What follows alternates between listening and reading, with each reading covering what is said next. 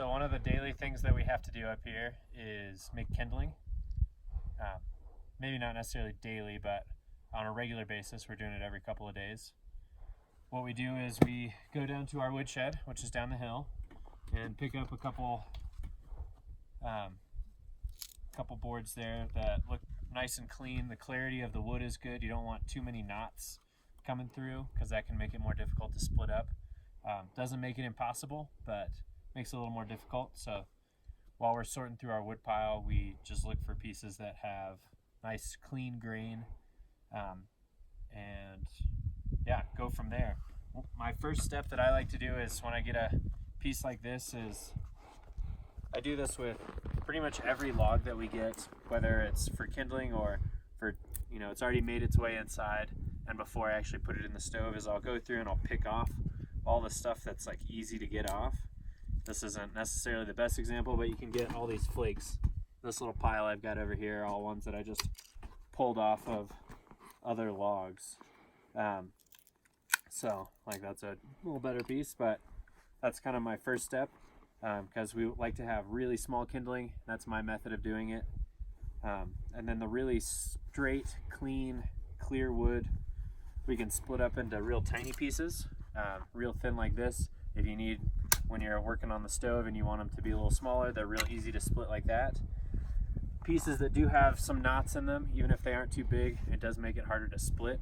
And then we also need that bigger size of kindling anyway. So we've got a really small, kind of a medium piece, and then these are our bigger pieces that have a few more knots in them, are harder to split up and make for a good segue between the kindling fire and putting on like a full piece.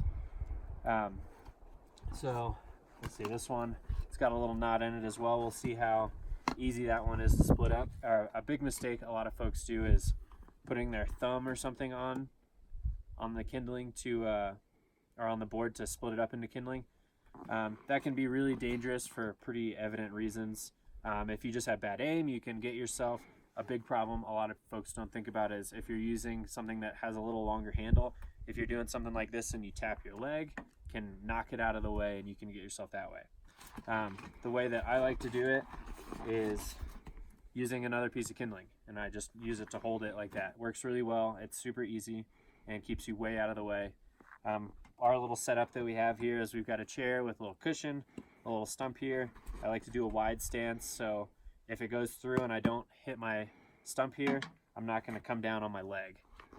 So just trying to stay. So that's what those little pieces can do to you. I wasn't exerting anything too crazy, but it makes it more difficult than just like a clean cut, something like that where you can just go right through it. This is our small forest axe by Grand Force Brooks. It works really great for this. In the summertime, we carry it with us when we're felling trees for trimming branches and stuff off the main trunk of a tree. In the wintertime, it mainly gets used for kindling. But it's a nice light axe. It sharpens up really easily, and it's pretty thin, so it can, I don't know, feels like it splits really well without just bludgeoning something. So perfect for kindling instead of using something like a splitting maul for this.